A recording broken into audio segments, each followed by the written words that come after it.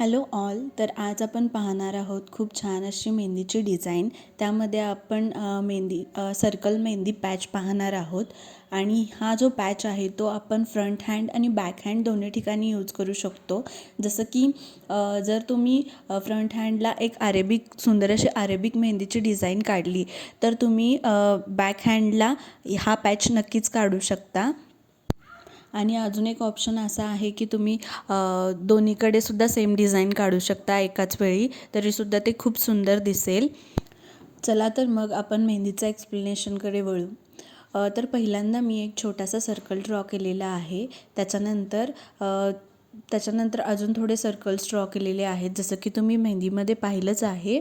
त्याच्यानंतर मध्ये जो सर्कल आहे तो मी डार्क अशा मेहंदीने फिल केलेला आहे. त्याच्यानंतर एक बॉर्डर सोडून पुन्हा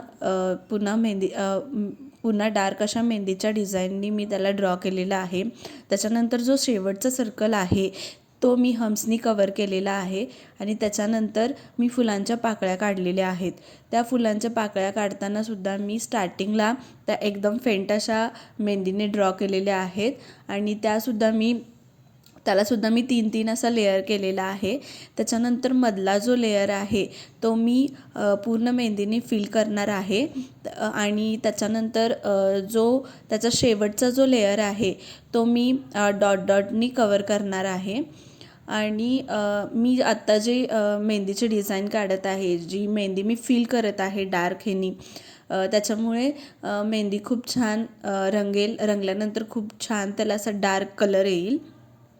त्याच्यामुळे मी त्याला जास्त मेहंदीच्या डार्क ह्यानी कवर केलेला आहे तो पार्ट. आणि त्याच्यानंतर जो पाकळ्यांचा आउटर पार्ट आहे तो मी डॉटनी कवर केलेला आहे. जो पाकळ्यांचा सेंटर पॉईंट आहे त्याला मी मोठा डॉट दिलेला आहे. आणि त्याच्यानंतर एकसारखेच डॉट दिलेले आहेत. तर एकसारखे डॉट येणं खूप गरजेचं आहे. त्याच्यामुळे ना फिनिशिंग चांगलं येतं मेहंदी.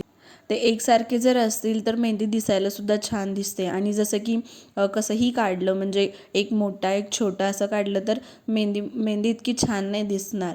त्यामुळं एकसारखे डॉट असणं खूप महत्त्वाचं आहे. आणि त्याच्यानंतर मी जी फिंगरची डिझाईन काढलेली आहे त्यामध्ये असं केलं आहे की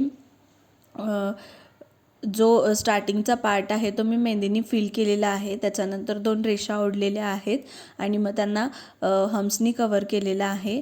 आणि त्याच्यानंतर मी परत पाकळ्या काढून जसं मी मध्ये फिल केलेलं होतं तसं फिल करून परत तो पाकळ्यांचा जो शेवटचा पार्ट आहे तो पुन्हा मी डॉटनी कवर केलेला आहे.